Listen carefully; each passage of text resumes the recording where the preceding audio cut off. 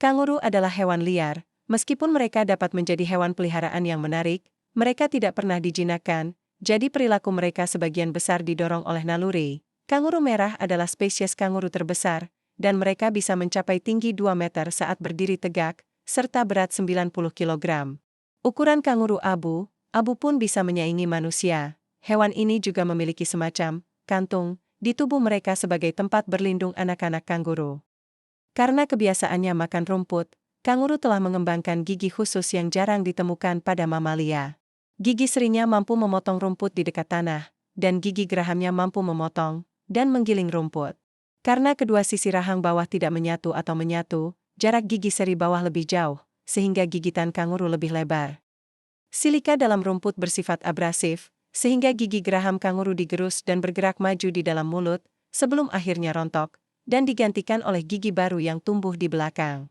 Proses ini dikenal sebagai polifiodonti dan, di antara mamalia lainnya, hanya terjadi pada gajah dan lembu laut. Kanguru besar telah beradaptasi jauh lebih baik dibandingkan makropoda yang lebih kecil, dalam pembukaan lahan untuk pertanian pastoral, dan perubahan habitat yang dibawa ke bentang alam Australia oleh manusia. Banyak spesies kecil yang langka dan terancam punah, sementara kanguru jumlahnya relatif banyak. Kanguru dan koala adalah simbol Australia. Seekor kanguru muncul di lambang Australia dan pada beberapa mata uangnya, dan digunakan sebagai logo untuk beberapa organisasi paling terkenal di Australia, seperti Qantas, dan sebagai lambang negara Angkatan Udara Kerajaan Australia.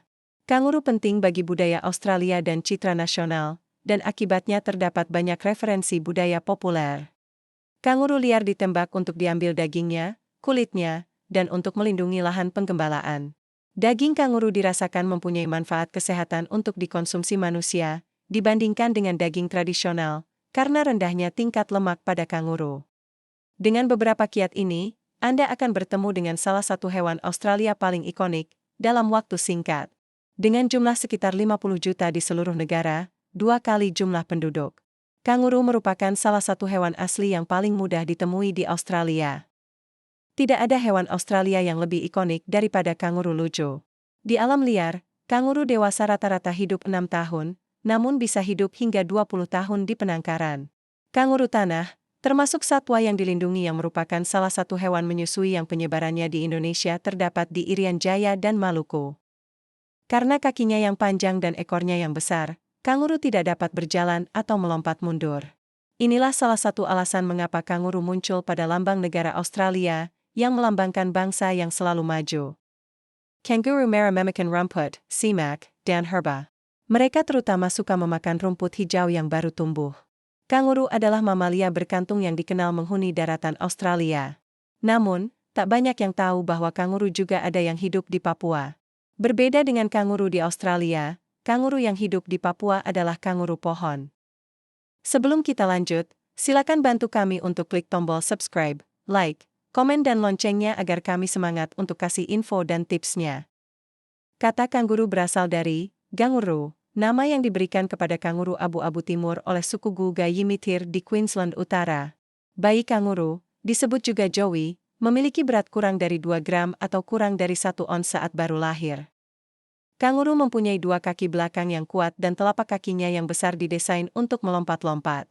Kanguru biasa melompat dengan kecepatan 20-25 km per jam. Selain itu, kanguru juga dikenal memiliki otot tungkai depan atau bisep yang kuat. Kanguru pohon adalah hewan herbivora. Makanan mereka utamanya adalah dedaunan, akar, buah musiman, dan kulit kayu. Kantong kanguru berfungsi sebagai tempat perkembangbiakan anaknya. Di dalam kantung kanguru terdapat 4 puting susu yang memberikan nutrisi bagi anaknya. Masa kehamilan kanguru juga sangat singkat, setidaknya di dalam rahim, salah satu proses terpendek dalam dunia hewan. Bayi kanguru hanya membutuhkan waktu antara 28 hingga 33 hari untuk dilahirkan.